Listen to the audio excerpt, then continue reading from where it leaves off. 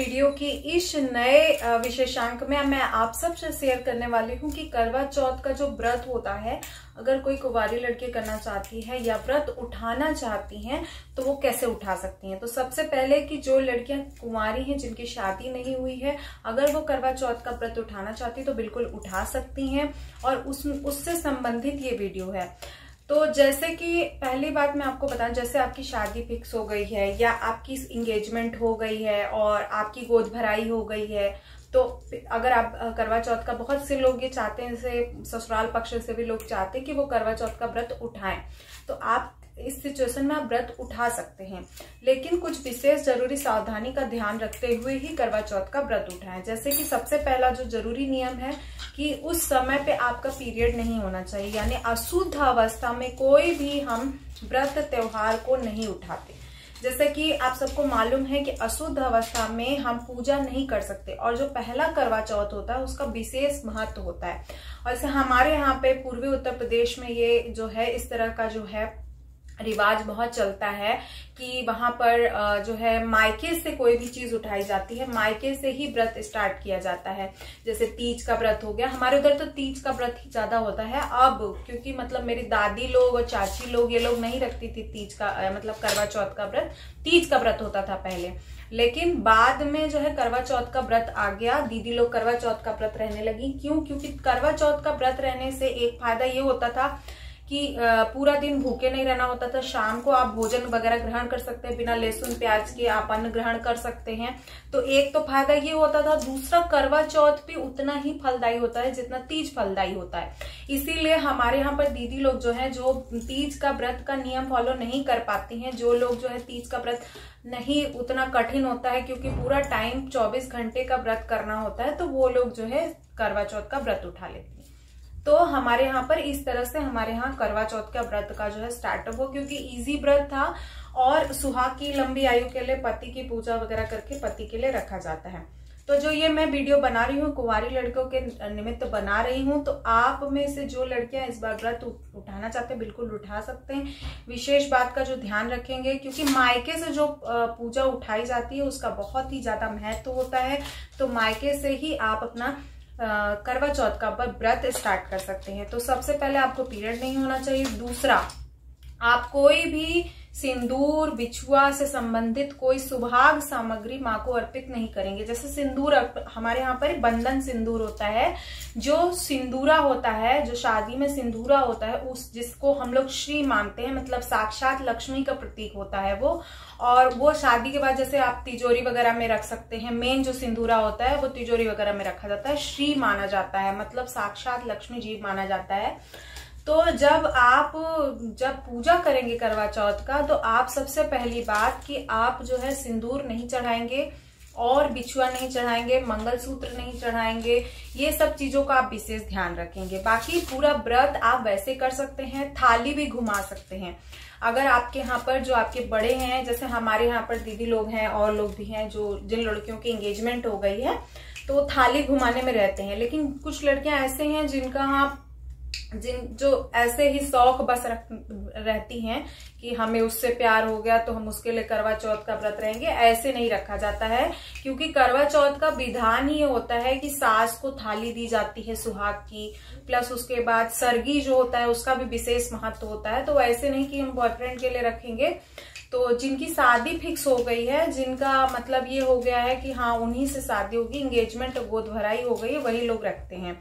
तो जो विशेष चीजें नहीं चढ़ाएंगे, इसके अलावा आप चूड़ी, मेहंदी, आलता, नेल पॉलिश, साड़ी, कपड़ा, ये सब चीजें आप चढ़ा सकते हैं। इसमें कोई भी विधान नहीं है।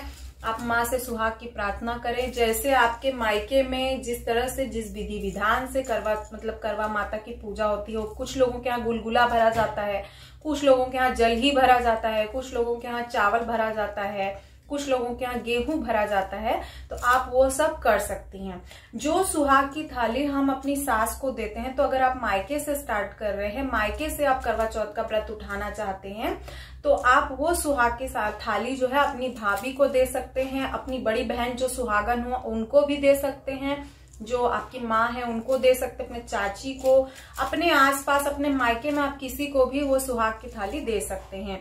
इसके अलावा आप भी कुछ विशेष बातों का भी ध्यान रखें। जैसे करवा चौथ के दिन जब हम लोग पारण करते हैं, पारण का मतलब ये होता है कि पति अपने हाथ से पानी पिलाते हैं। तो कुछ पति ऐसे होते हैं जो कहीं बिजी होते हैं, उनका ज्यादा बिजी शेड्यूल चल रहा होता है, उनके पास पूजा पाठ के लिए टाइम नहीं होता है, या कुछ लोग ज्यादा ही बिजी होते हैं, सच में ही बिजी होते हैं, तो वो हाथ से पानी नहीं पिला। ऐसा कोई नियम नहीं है कि हाथ से ही पानी पिलाएंगे, ऐसा कोई विशेष अलग से नियम किताब में भी नहीं लिखा है। और क्योंकि ये पौराणिक चीजें मतलब एकदम पुरातन से मुझे इसके बारे में बहुत जानकारी नहीं, क्योंकि हमारी दादी लोग ये व्रत नहीं करती थी। हमारे यहाँ पर जो मतलब हमारे जनरेशन की जो भाभी लोग हैं, जो चाची मतलब सिस्टर लोग हैं, चाची की बेटी वगैरह हैं, और जो लोग हैं वो लोग व्रत रहती हैं। मतलब हमारी देवरानी रहती है, हमारे यहाँ पे जेठानी वगैरह हैं, वो लोग रहती हैं। तो स्टार्टिंग से मुझे इसका आइडिया नहीं है कि पुरातन में क्या है, बट हाँ पति के हाथ से हमारे ससुराल में पानी मिलता है। तो जब कुंवारी लड़कियां व्रत करेंगी तो ऐसा जरूरी नहीं है कि आप पति मतलब जो आपके फियांसे हैं, जिनसे आपकी शादी होने वाली है, आप उन्हीं के हाथ से पिए, ऐसा कोई जरूरी नहीं है। क्योंकि कभी कभी ऐसा होता है कि पति नहीं होते हैं तो आप खुद से भी पानी पी सकते हैं। ऐसा कोई वो नहीं है कि आप पति के हाथ से ही पानी पियेंगे।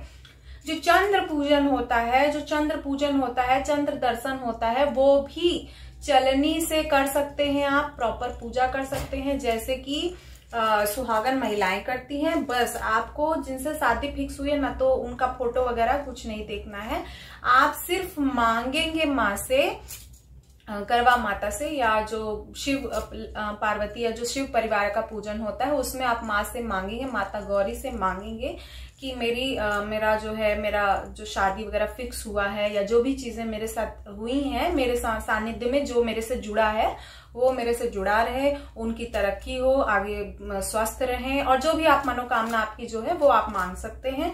लेकिन ये पूजा विशेष तौर पर नहीं होती है। जैसे कि मैं आपको बताऊं, हमारे यहाँ पर जूतिया जो होता है वो पूजन विशेष रूप से बेटों के लिए होता है, कि बेटा है या मतलब संतान के लिए होता है, बेटा या बेटी नहीं, संतान के लिए होता है। तो संतान नहीं भी जिनके हैं वो लोग भी रहते हैं, ताकि वो क्योंकि उनको इच्छा है कि उनको, जैसे बहुत से लोगों को बच्चा नहीं होता है, तो वो लोग जैसे ईश्वर से प्रार्थना करना चाहते हैं, तो वो लोग कैसे प्रार्थना करते हैं, वो पूजा पाठ और व्रत के माध्यम से वो प्रार्थना करेंगे। तो इसी तरह से करवा चौथ भी आप रह सकते हैं, कुछ विशेष रूप से नियमों का पालन आप करेंगे। इसके अलावा मैंने जो 3-4 चीजें बताई, इसके अलावा और कोई भी चीज आपको ध्यान में नहीं रखनी है। इतनी चीजों के साथ आप करवा चौथ का व्रत उठा सकते हैं।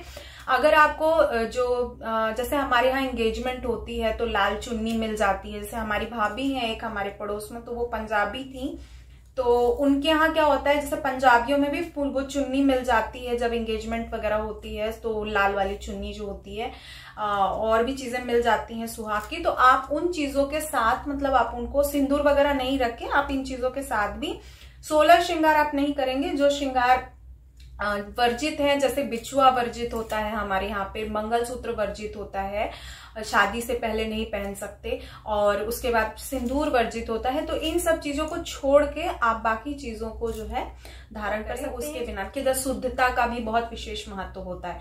तो इसी तरह से आप इस बार करवा चौथ का व्रत उठा सकते हैं, क्योंकि इस बार मलमास नहीं लग रहा है। और अगर आपकी शादी मान लीजिए कोरोना की वजह से टल गई है, या कोई रीजन की वजह से अभी नहीं हो पा रही है, और एंगेजमेंट हो चुकी है, तो भी आप रह सकते हैं। माता रानी आप सबके ऊपर कृपा करें, और ये करवा चौथ आप सबके लिए शुभमय हो, मंगलमय हो। इसी शुभकामना के साथ नमस्कार।